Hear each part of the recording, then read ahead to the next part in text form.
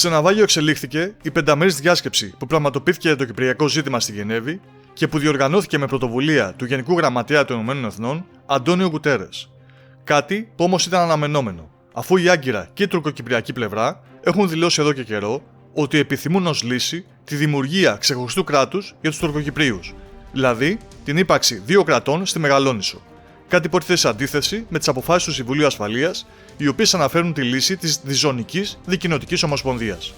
Δηλαδή, το μοντέλο που επιθυμεί και η κυπριακή πλευρά, και που κατά τη διάρκεια της διάσκεψης επιβεβαίωσε για άλλη μια φορά ότι επιθυμούν και βασικά μέλη του Συμβουλίου Ασφαλείας, όπως οι ΗΠΑ, η Ρωσία και η Γαλλία, αφού ο Κύπριος Υπουργός Εξωτερικών, κ. Χριστοδουλίδης, επικοινώνησε τηλεφωνικά με εκπροσώπους και των τριών αυτών χωρών, με τον Υφυπουργό Εξωτερικών των ΗΠΑ, αρμόδιο για πολιτικές υποθέσεις, David Hale, με τον Ρώσο ομόλογό του, Σεργέη Λαυρόβ, και με τον Υπουργό Εξωτερικών της Γαλλίας, Jean-Yves Le Drian, οι οποίοι και οι τρεις στάθηκαν στο πλευρό της Κύπρου και ενάντια στις παράλογες προτάσεις των Τουρκοκυπρίων και της Άγκυρας.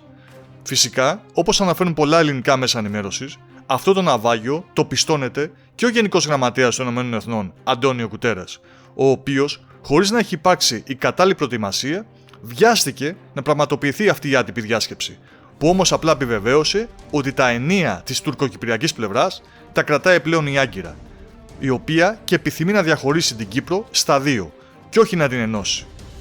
Με απλά λόγια, επιθυμεί να κατοχυρώσει αυτά που άρπαξε με την εισβολή τη δεκαετία του 70. Πάντως, ο Γενικός Γραμματέας των ΗΠΑ, σε συνέντευξη που παραχώρησε, είπε ότι στους επόμενους 2-3 μήνες θα πραγματοποιηθεί και νέα διάσκεψη. Ας δούμε λοιπόν, όπως αναφέρει η ειδησιογραφική ιστοσελίδα ennikos.gr, κάποια αποσπάσματα από τις δηλώσεις που έκανε. Η αλήθεια είναι πως στο τέλος των προσπαθειών μας δεν έχουμε βρει ακόμη αρκετό κοινό έδαφος που θα επιτρέψει την επανάληψη των επίσημων συνομιλιών. Δεν θα τα παρατήσουμε.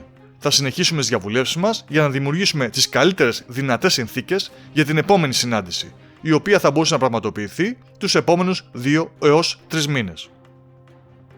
Αυτό που είναι πάντως σίγουρο είναι πως όπου έχει βάλει το πόδι του ο Τούρκος, δύσκολα φεύγει.